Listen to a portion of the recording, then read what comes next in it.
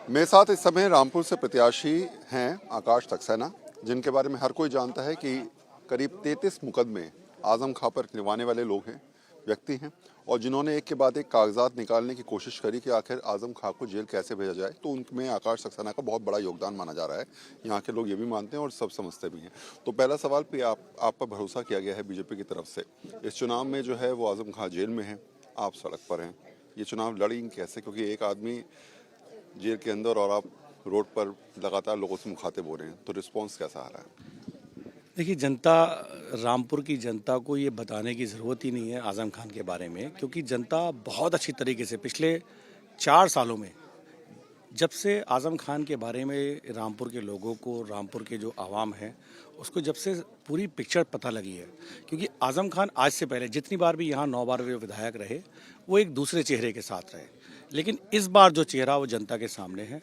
किस तरीके से आज़म ने अपने फ़ायदे के लिए जौहर विश्वविद्यालय में जो ज़मीनें रहीं वो कब्ज़ा की, या अपने बेटे को विधायक बनाने के लिए जितने फर्जी कागजातों का इस्तेमाल किया, सिर्फ व्यक्तिगत फ़ायदे के लिए जितने काम किए, तो जनता को सब मालूम है। मैं जहाँ जा रहा हूँ, आदमी बाकी बात बाद में पूछता है, सबसे पहले वो ये कहता है कि साहब ये बहुत अच्छा काम हुआ कि आज़म जेल में है। अब्दुल्ला आजम ये कह रहे हैं कि यहाँ के जो स्थानीय तमाम अधिकारी हैं वो सपोर्ट नहीं कर रहे हैं, वो कहीं ना कहीं नज़र रख रहे हैं, अपनी सुरक्षा से उनको खतरा है। बीजेपी कहीं ना कहीं अधिकारियों को एक साथ लेके चल रही है, उनके एजेंडे पे काम हो रहा है। आपको लगता है इस प्रकार की चीज़ें भी जो है वो चुनाव में असर डाल सकती हैं?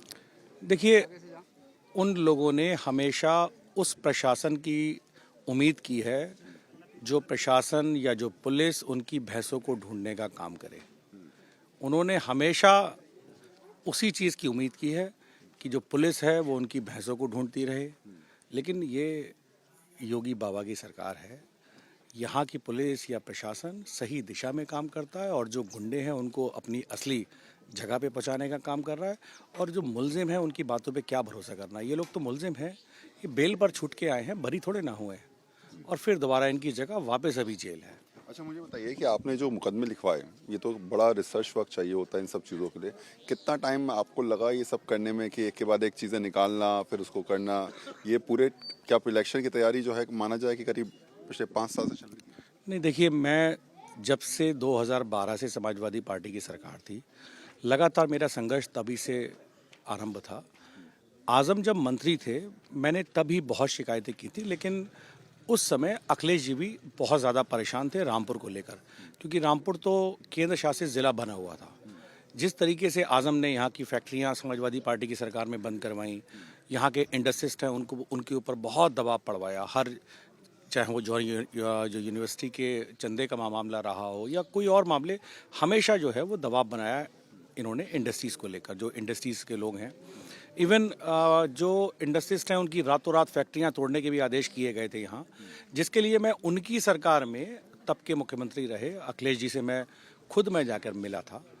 तब अखिलेश जी ने मुझसे ये कहा था कि रामपुर के बारे में उन्होंने बात करने से मुझसे परहेज़ ये किया था, बोले भाई मैं इस मामले में मैं कुछ बोल नहीं सकता।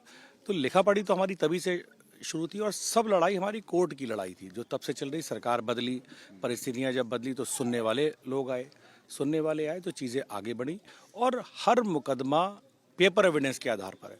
कोई एक ऐसा मुकदमा नहीं है जो राजनीतिक मुकदमा हो, हर चीज़ पेपर एविडेंस के आधार पर है, कागज़ है, और जो भी कार्रवाई हुई वो कोर्ट से हुई। कोर्ट ने जब ये जाना, कोर्ट ने देखा कि हाँ चीज़ें हमारी सही हैं, तो उन पे संबंधित धाराओं में मुकदमे चले, और आज भी चल रहे हैं। और जिसमें 2 साल से जिसमें बंद हैं वो बड़े गंभीर मामले हैं। जैसे हमारी शिकायत पर जो जल निगम में भर्ती घोटाला रहा था, लगभग 1500 जो जेई हैं, उनको ये साबित हो चुका है कि उनकी जो नियुक्तियां हुई थी वो व्यक्तिगत फ़ायदे की वजह से हुई थी। ये सब साबित हो चुका है।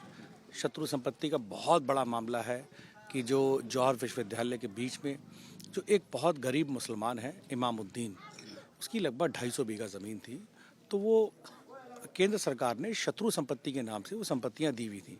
आज़म ने उन तक को नहीं छोड़ा।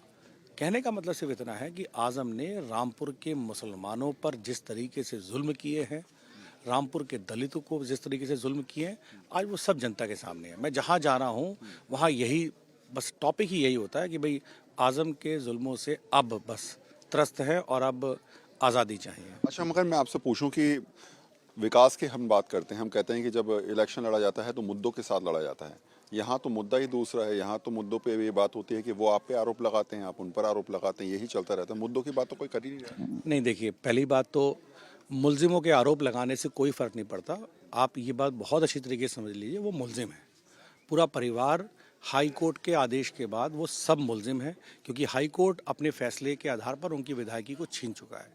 रही बात मुद्दों की, तो रामपुर में सबसे बड़ा जो मुद्दा वो बेरोजगारी का रहा है।